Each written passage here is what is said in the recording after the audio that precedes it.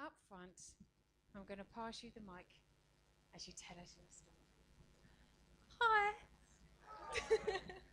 Good afternoon, everyone. I just wanted to share something with you that made me realise how I think God has moved in my life and even changed it. So there are a couple of things that have impacted my decision to share today. So I do beg your patience while I talk briefly about each of them.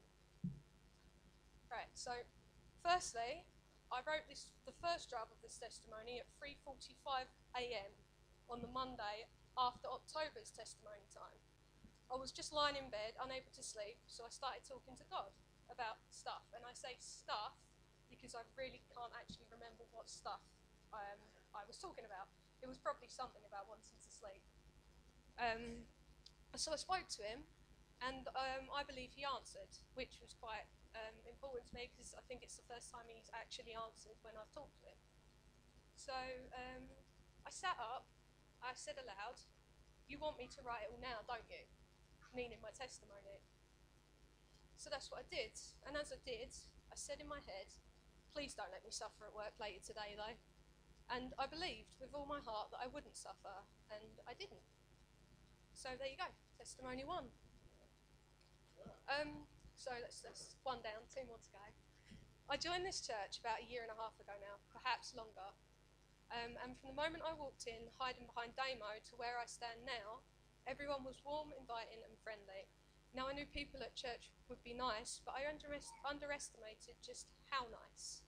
But despite how lovely everyone was, it wasn't until September after I joined in 2017 when many of the ladies of the church went to Carity Woods for the weekend. And that was when I actually allowed myself to really feel like part of the church family. I was given a lot that weekend, physically, mentally, and spiritually. One of the physical things I was given was a notebook. I'm not sure how many people know this about me, but I love writing, and I do write a lot. And I do have a different notebook for pretty much everything. I have the to-do list, shopping list, life plans, diet plans, recipes, friends, family, rants about family, rants about friends, just everything. You name it, I've got a notebook for it. So I was delighted to have a notebook for church, and I immediately started writing in it, both what I learned and how I was feeling about everything. And I confess, mostly it was complaining. Complaining about all the things that had gone wrong and was still going wrong in my life. And there was a lot going wrong in my life. And questioning why God had allowed me to go through it.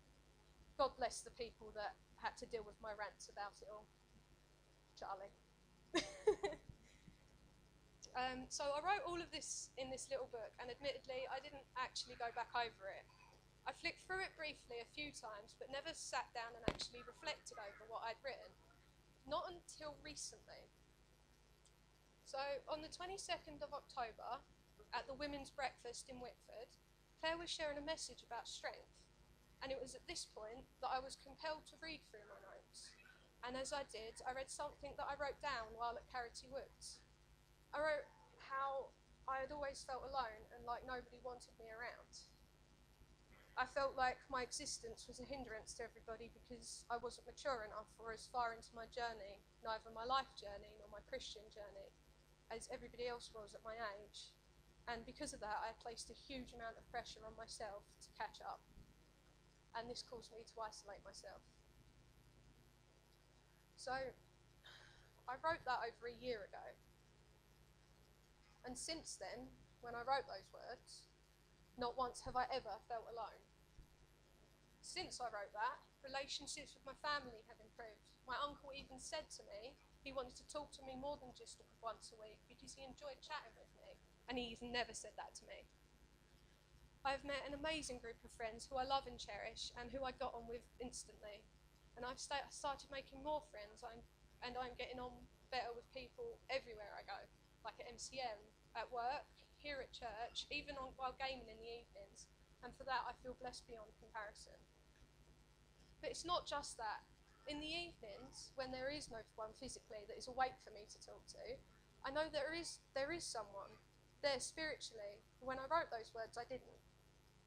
I thought he, like everyone else, wouldn't want to talk to me because I wasn't good enough. But God God knocked down that notion and said to me, no, me and my son are here to listen whenever you need us. God knew I needed that, and God knew I needed physical people to talk to as well, therefore provided me with them in abundance. And maybe you're wondering why I chose January as testimony time to share instead of November's or December's. And if not, well, I'm going to tell you anyway, because it's my testimony time and I've got however many minutes to fill with my lovely voice. Now, I would love to say something like, because it's marked on the calendar as Epiphany Day, or at least it is on my calendar, or because it's the first Sunday of New Year, but that is all complete coincidence. Well, maybe it's not. Maybe it is what God had planned, because I didn't share in December because I was horrendously ill and I have not been ill in years. So maybe it was part of God's plan to let me share today because of these things. But I didn't share in November because I wasn't actually going to. I wasn't going to share this realization with anyone, not like this anyway, because quite frankly, it terrifies me. But I had the privilege of attending the AOG conference on the 3rd of November and experienced two amazing speakers, Sophia Barrett and Gavin Calver. And even though their messages were, I assume, directed at leaders, and I am by no stretch of the imagination a leader, they still contained a message for me. Sophia Barrett talked about how the Israelites who were following Joshua came to the Jordan River and were intimidated and confused by the situation. She went on to say that if you are intimidated by a situation or up against something that intimidates you, but you can see that there is hope for a better outcome, if you do get through it, then you're probably in the right place. Gavin Calver said something similar in his message about being a balanced Christian. Now, I'm a huge procrastinator, and I have been in my entire life. I've put off or just outright not done certain things I should have purely because I've been too scared to take a chance or too scared to fail. So just not bothered trying. Together they help me come to the conclusion that I need to start doing these things and trusting in God to help me achieve my desired outcome for them. And even with this new information under my belt, I still wasn't 100% convinced to share.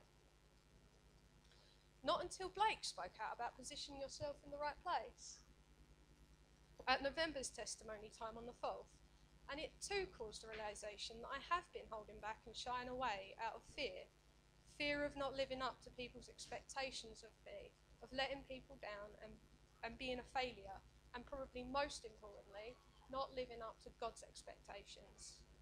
So I just put up the barriers again. When Blake finished sharing, I knew that I needed to share my testimony with everyone and started writing it and putting it together on paper that very moment. So thanks, Blake. You swayed my decision to share. So yeah, my testimony is this. God knows what we need and he provides it for us, even if it takes a year and a half for us to realise it. Well done, well done.